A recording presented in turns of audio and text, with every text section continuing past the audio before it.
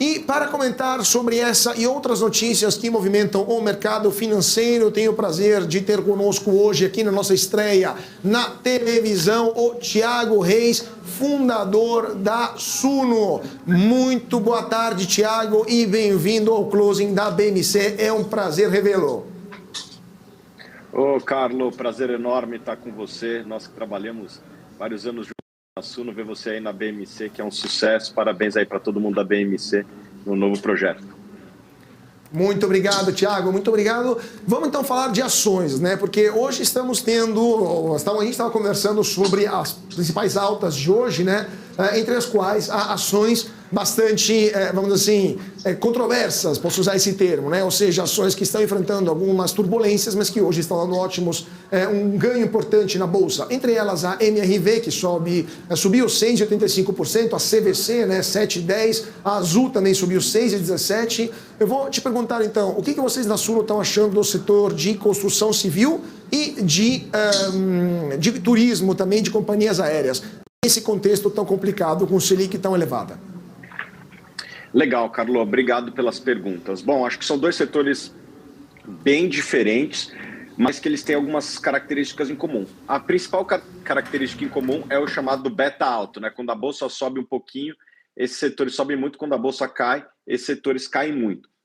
Aqui na Suno a gente não tem indicação para nada de companhias aéreas, de turismo nacional, a gente tem apenas uma indicação de Booking, né, que é uma ação estrangeira, mas que tem pouca exposição ao Brasil, né, uma ação com muita exposição aos Estados Unidos e, sobretudo, ali para a Europa. Né?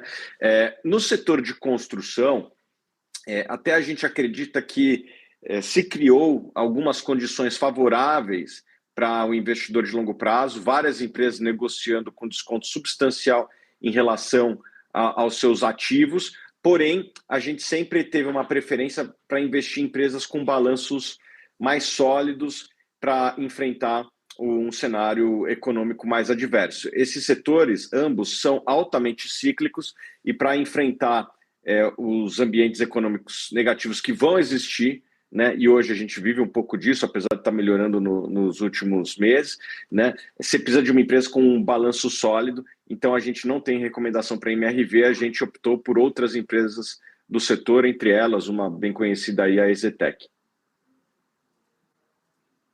Boa tarde.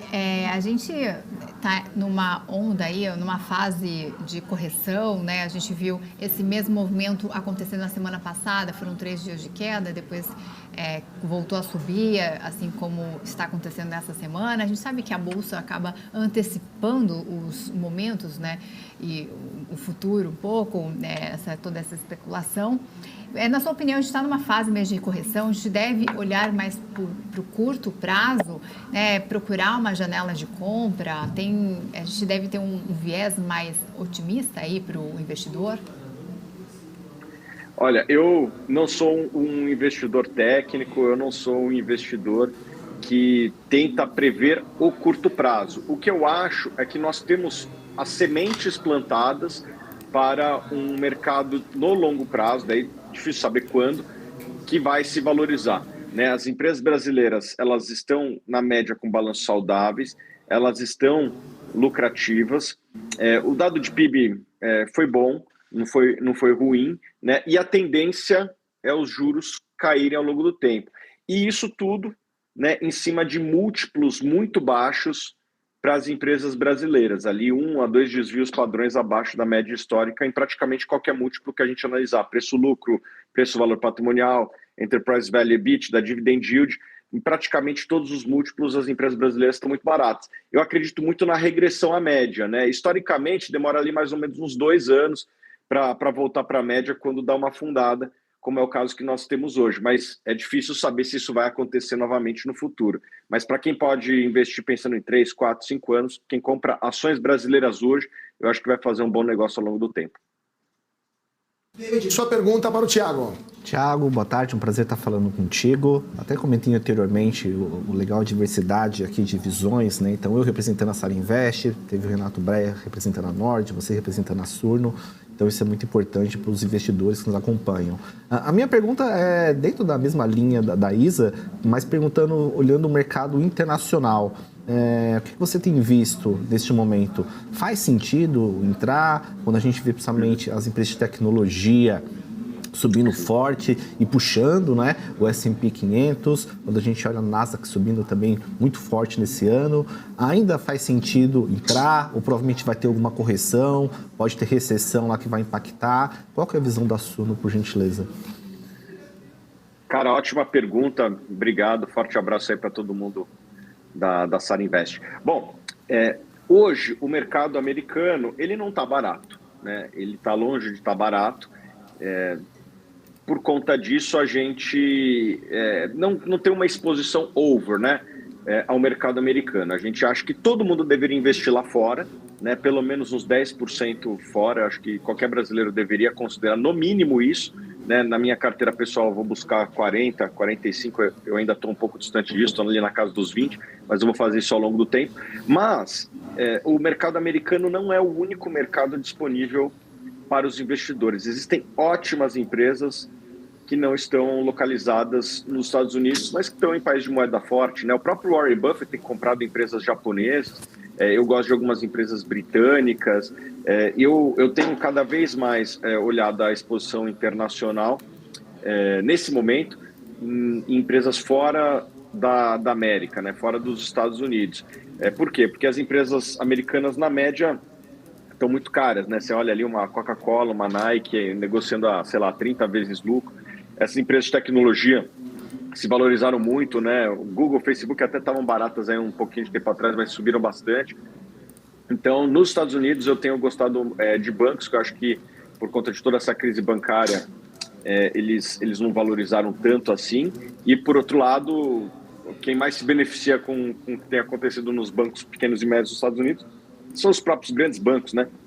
Então, nos Estados Unidos, nesse momento, eu gosto bastante do sistema financeiro, né? Principalmente as grandes empresas bem tocadas aí, né? JP Morgan, talvez o Wells Fargo, né? Então, é mais ou menos essa minha visão. Acho que todo mundo tem que ter um investimento fora, mas eu não teria uma exposição muito grande nesse momento. Eu deixaria para aumentar a exposição mais para frente.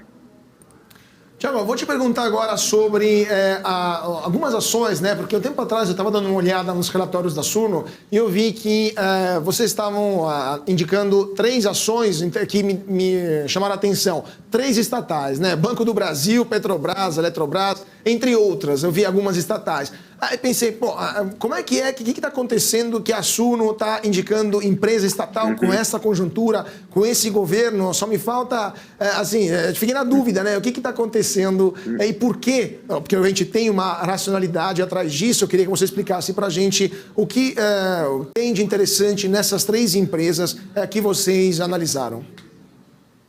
Vamos lá, né? São 3 empresas diferentes, mas que elas têm algo em comum, né? Que é o maior acionista, não vou dizer o acionista controlador. No caso do Banco do Brasil e da Petrobras, o acionista controlador. No caso da Eletrobras, é o maior acionista, né? Eu sempre falei, Carlos, que estatal só de graça. Só que quando fica de graça, você tem que ser coerente, né? Então, na nossa opinião, os múltiplos de Banco do Brasil, Petrobras e Eletrobras, eles foram para patamares significativamente abaixo da média histórica, em alguns casos até o menor múltiplo da média histórica. Só para dar um número, né? Eu até publiquei isso no meu Twitter outro dia.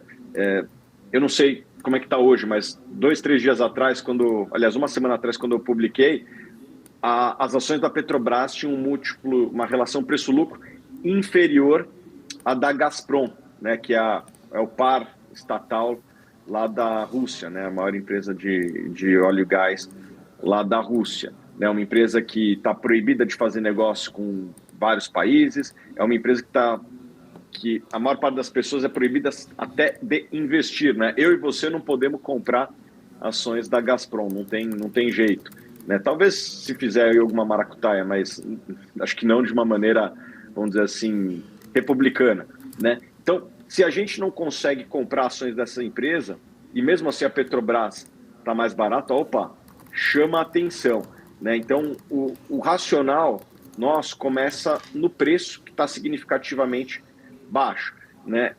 No caso do Banco do Brasil, a gente não tem visto grandes mudanças em relação à gestão anterior, pelo menos por enquanto. No caso da Petrobras, tem uma outra coisa que preocupa, né? Como é que vai ser a política de preço, qual que vai ser a visão do governo a respeito dos investimentos e, consequentemente, dos dividendos. Isso é algo que nos preocupa, mas não é porque nos preocupa que tem que valer zero, né? A gente acha que essas preocupações elas estão exacerbadas no preço. Esse risco está sendo mais do que precificado na nossa opinião, né? E apesar do governo, na minha opinião, não ser o melhor governo que tem na gestão das estatais, pelo menos no que ele tem falado até agora, nenhum governo dura para sempre, né? Então, o nosso case para a Petrobras é que o dividendo tende a ser alto, talvez um dos maiores do mundo, né? E daqui a 4 anos, se tiver uma mudança de governo, provavelmente a empresa tem condição de, sei lá, valer 2, 3 vezes mais.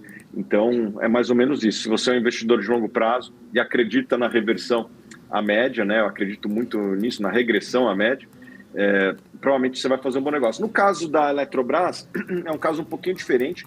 Ela já é uma empresa com uma gestão privada, né? O CEO, ele veio da iniciativa privada, né? Ele veio da CPFL, depois foi para a Eletrobras ajudar no processo de desestatização, daí foi para a Vibra, né? Que é a antiga BR Distribuidora quando foi desestatizada, e agora que a Eletrobras foi de fato desestatizada, voltou para continuar extraindo as diversas eficiências que podem ser tiradas dali, né? Então, a gente acredita muito que uma Eletrobras mais eficiente vai ser muito boa, sobretudo para o maior acionista, que é o governo. E nesse preço atual, ela está negociando abaixo do preço de quando ela foi desestatizada, né? A gente sabe que a vontade do governo federal acabar com o sistema de votos que foi implementado, em que cada acionista vota no máximo com 10%, inclusive o governo. Essa tem sido tentativas do governo, né? Pelo menos o presidente tem vocalizado isso. Eu acho isso ruim, mas vamos ver, né? Acho que esse caso aqui tem um risco de tentativa de reverter a desestatização. Vamos confiar na justiça brasileira e manter a empresa desestatizada, e eu acredito que vai ser muito bom para o governo e sobretudo, para mais de centenas de milhares de trabalhadores brasileiros que investiram na Eletrobras através do seu FGTS. Pois é, Thiago, antes de passar a pergunta para o nosso David, eu só queria complementar aquilo que você falou na sua resposta sobre o Banco do Brasil, né? Que você falou que na Suno vocês não acham que vai ter mudanças expressivas na gestão. Justo hoje é o dia de corte, né, para quem quer receber dividendos do Banco do Brasil, que vai pagar 2,2 bilhões de reais para os acionistas no próximo dia 12 de junho, 0,12 reais, né, 12 centavos por ação em dividendos. Lembramos, dividendos, gente, são isentos de imposto de renda, e 65 centavos por ação sob forma de juros sobre o capital próprio, que tem 15% de desconto já retido na fonte. Então, 2,2 bilhões de reais em dividendos. Tiago, só para complementar esse ponto, você acha que o Banco do Brasil vai continuar sendo uma empresa dividendeira nos próximos meses? O que esperar? Qual que é a rentabilidade que vocês esperam? O dividend yield, né, que vocês esperam para o Banco do Brasil para o futuro? Legal, Carlos, excelente pergunta. O Banco do Brasil, inclusive, já deu, na nova gestão, o seu guidance de dividendos, inclusive até dando mais transparência do que a gestão anterior. Não que a gestão anterior fosse ruim, pelo contrário, era excelente. E essa nova gestão trouxe uma transparência adicional com as datas que eles irão fazer, tanto a data de corte como a data de pagamento. Já de 2023, eles, se não me engano, fizeram essa notícia no começo do ano. Então, desde o começo do ano, a gente já sabia os dias que a gente ia receber e o percentual do lucro que receberíamos, né, que vai ser 40%. E quem implementou isso foi a atual administração da empresa. Então, eu acho muito, muito, muito difícil a gente ter surpresas nos dividendos do Banco do Brasil, a gente trabalha aqui por volta de R$12 por ação de lucro, e pagando 40% daria quase R$5, né? Daria R$4,80. As ações aqui no último fechou agora 44,80, dá quase 10,5%, que é um dividendo muito interessante, e a gente acredita que essa política de dividendos deve ser mantida para os próximos exercícios, né? O Banco do Brasil pagou dividendos praticamente aí todos os anos nos últimos 20 anos, tanto na gestão PT, na gestão do Temer, mais recentemente na gestão do Bolsonaro e do Paulo Guedes. Então, eu acho muito difícil o Banco do Brasil não ser uma ação de dividendos. O que faria o Banco do Brasil deixar de ser uma ação de dividendos? Só se tivesse um calote muito grande. A gente não está vendo isso, pelo contrário, a carteira do Banco do Brasil tem se mostrado muito mais sólida que, inclusive, bancos privados, como Bradesco e Santander, ou uma mudança da política de dividendos, que não me parece ser o caso, porque, assim, por que o governo reduziria os dividendos? Para fazer mais investimentos, para crescer mais a carteira? Não parece estar sendo a ordem do dia lá no Banco do Brasil. É manter o mesmo crescimento dos últimos anos e não acelerar muito mais do que o que foi feito. Perfeito. Então, Banco do Brasil se confirma ação dividendeira, né? Vamos ver o que vai acontecer nos próximos anos, nas próximas guidance também, se vai se confirmar essa gestão. David, sua pergunta para o Thiago. Thiago, falando um pouquinho de uma outra classe de ativo, né? Dentro ainda da renda variável, e eu sei que vocês têm uma equipe bem especializada, professor Baroni, Marcos Correia, que acompanha e gosta bastante do trabalho. O que você tem visto e a Suno tem visto com relação aos fundos imobiliários? A gente viu que com juros elevados foram muito penalizados, então as cotas desvalorizaram bastante. Para quem quer a estratégia de renda, eu gosto muito dessa classe de ativo. E quando a gente pega os últimos 2 meses, 10% de alta. Tem ainda uma subida forte pela frente ou não? Tem que segurar porque já subiu bem, deve ter alguma correção. Como que vocês têm visto e pensado a estratégia com fundos imobiliários, por gentileza? Obrigado pela pergunta. Bom, fundos imobiliários, eu acho que o grande atrativo, é que nem você falou, são os dividendos, né? Os fundos imobiliários passaram aí nos últimos, talvez, 45 dias, 60 dias, por uma alta que eu nunca vi na vida em nenhum ativo, né? Foram, acho que 45 dias... Talvez eu esteja enganado, alguns mais, alguns dias mais, alguns dias a menos, mas sem praticamente quedas ali. Foram altas todos os dias ali, subindo, e o desconto, obviamente, assim como a Bolsa subiu, o desconto dos fundos imobiliários ele ficou menor, mas ele ainda existe, né?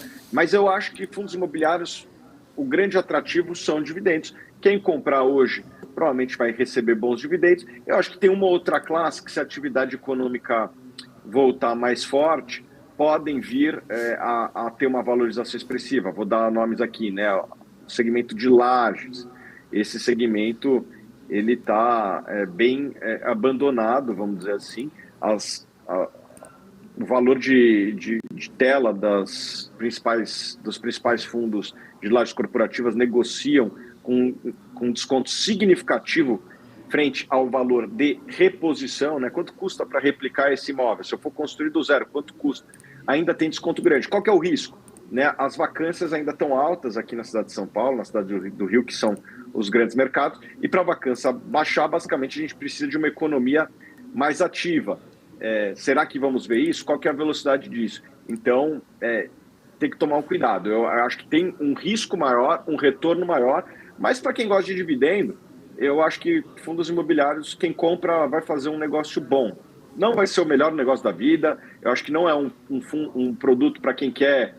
não é aquela ação que multiplica por 5, 10, 15, 20 vezes, nada disso, mas é algo do devagar e sempre que vai dar um bom retorno ajustado ao risco e tem como atrativo especial a renda mensal, né? A maior parte das pessoas tem despesas mensais e gostariam de um dividendo mensal para fazer frente a esses gastos. Quem gosta de renda mensal deveria dar um olho em fundos imobiliários e diria mais, outras classes que estão surgindo que tem esse perfil de renda, né, como Fiagro, como fundo de infra, as pessoas deveriam ficar de olho também. Tem coisas interessantes ali que podem pagar uma renda mensal para quem quiser. Temos mais um tempinho para perguntas, né, David? Você queria fazer mais uma pergunta, depois a Isa também? Só complementar a pergunta anterior com relação aos fundos imobiliários, também saber um pouquinho mais da visão da Suno com relação aos fundos de papel, né? Então a gente está falando ali CRI, a gente sabe que o setor de crédito no país tem passado por dificuldade, eu acho que até assim o maior temor já aparentemente já passou, mas a gente sabe que ainda é um momento delicado, principalmente quando a gente viu Americanas, a gente viu também Light, e aí alguns bancos até menores quebrando. Então, como vocês têm visto, o fundo de papel, que tem um excelente dividendo yield, mas as cotas também aí têm passado por uma oscilação. No curto prazo, nos últimos dias, praticamente a gente viu ali todas as ramificações dos fundos imobiliários subindo, né? Laje, shopping, papel, mas com relação especificamente ao cenário de crédito atual e os fundos de papel, por gentileza, Thiago. Obrigado pela pergunta, David. Os fundos de papel, bem como quase todos os fundos imobiliários, eles se valorizaram aí nos últimos 45 dias. O que eu acho que o investidor tem que prestar atenção, né? Tem que entender a cabeça do gestor, tem que entender o que tem dentro da atual carteira, né? A pior coisa que o investidor pode fazer é comprar um fundo só por conta do dividendo. Isso aqui eu não canso de alertar, porque eu não canso de ver pessoas repetindo esse erro, né? O cara vai lá e compra o fundo imobiliário que pagou mais yield. Cara, geralmente, quem está pagando mais yield está correndo mais risco também, né? E quando a gente vê uma situação de crise, quem está correndo mais risco, geralmente é o que está mais próximo de ter problemas, né?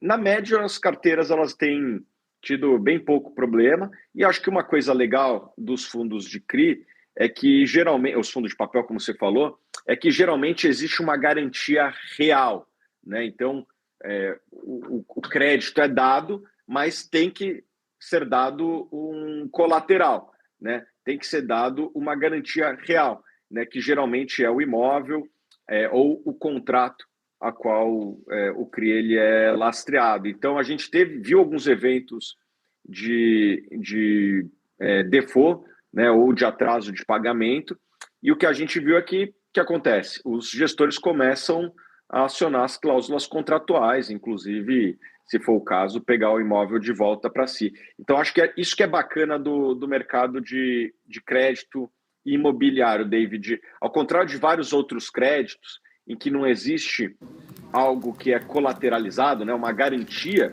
no mercado imobiliário quase sempre existe uma garantia real. Você vai lá, toma o imóvel e pega para você, né? Se quem você deu dinheiro não te paga, você vai lá e é executado. Então, os gestores na média que tiveram problemas, e foram poucos, já estão executando a garantia.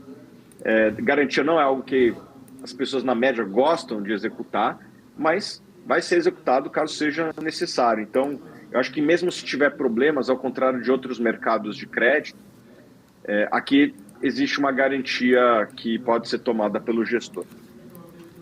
Perfeito. Isa, tinha uma pergunta também, né? A queda do juro real, você acha que acaba abrindo espaço para a Bolsa? Seria uma boa hora de aumentar o beta de uma carteira?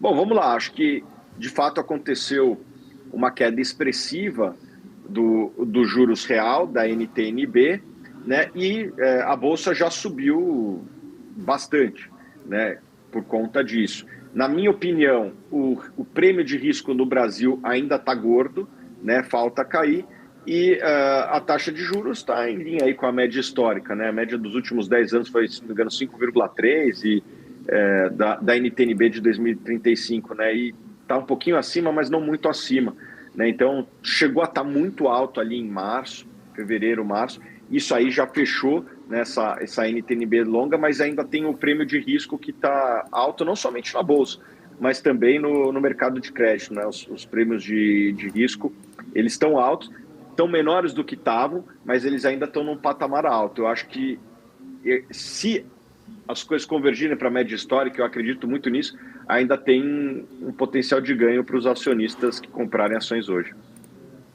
Perfeito, perfeito. Vamos ver então o que vai acontecer e com certeza voltaremos a conversar com o nosso Thiago Reis, fundador da Suno, sobre os desdobramentos do mercado nas próximas semanas. Muito obrigado, Thiago, por sua participação, nossa estreia na televisão, aqui no Closing da BMC. E de novo, sempre um prazer revê-lo.